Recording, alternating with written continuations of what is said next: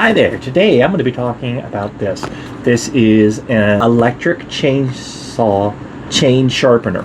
So let's go ahead and get this out and see what we got inside of here. Alright, I haven't even opened this yet.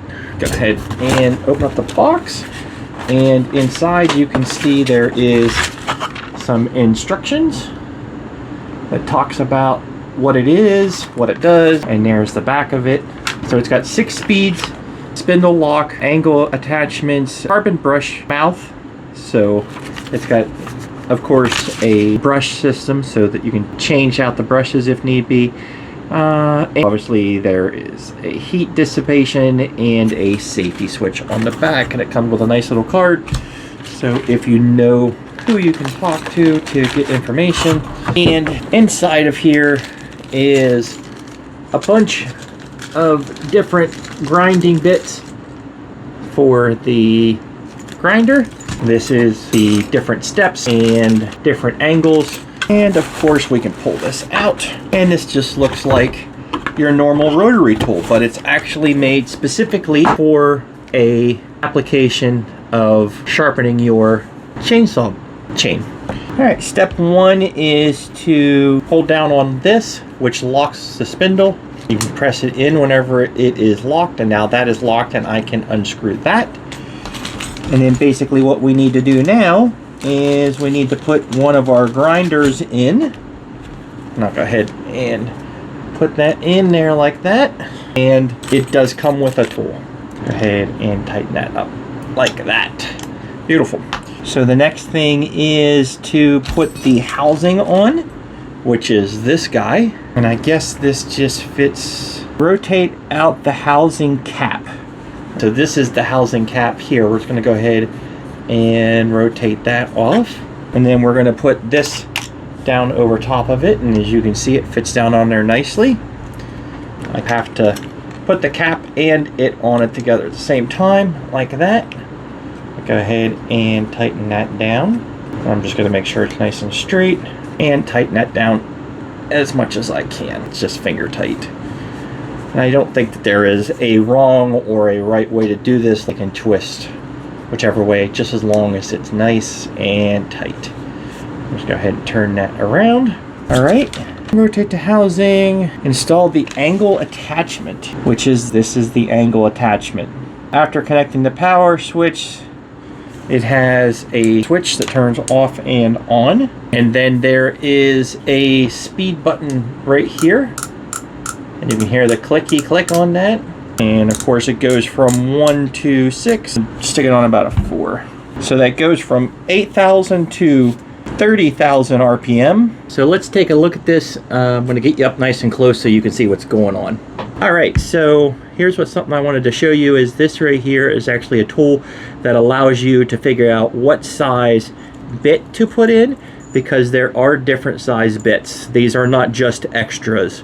As you can see, this size here only fits inside of that hole. It doesn't fit in that one and that one or that one. So if you have this size here for your chain, then this is what you use. So the easiest way to do it is to basically just line it up to your chain, and you can see that the hole matches up with the hole of where your chain is.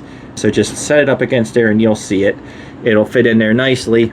So that means I had to change out my bit, and when I did that, I just basically loosened this up so it could move around, so that I could lock it in place using this, and then tighten this down really tight using the tool. And then of course just go ahead and tighten up your collar again, and you're good to go. Now on here you're going to see that there are lines, and basically what you're going to do is you're going to line this up with how you'll see what your degree is. This one here is a 25, and I can tell because I'm basically just putting it up against the tooth here. Let me go ahead and get you a better look. Alright, so basically I'm going to take this, and you can see that this goes that way, this tooth goes like that. So that's why you have multiple angles on this thing.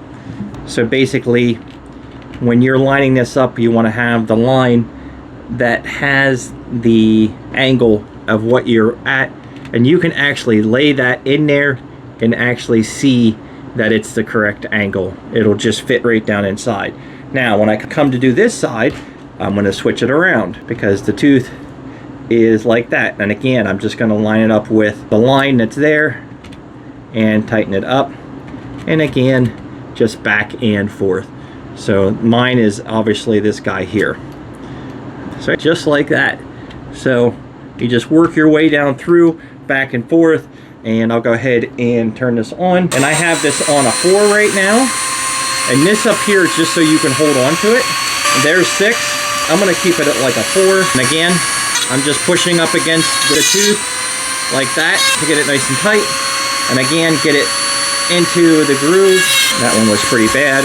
And just keep the line here, and that will go ahead and sharpen them up. So you just basically want to just keep on rotating and rotating, and those things are ridiculously sharp now. Cool.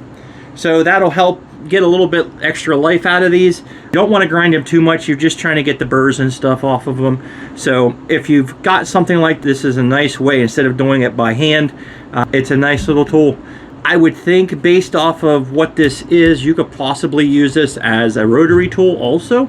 Just take the collar off and throw in some rotary tools and you should be good to go. This thing's pretty heavy duty, 110 volts, 8,000 to 30,000. It's right there. So check it out if you're looking for a way to sharpen your blades.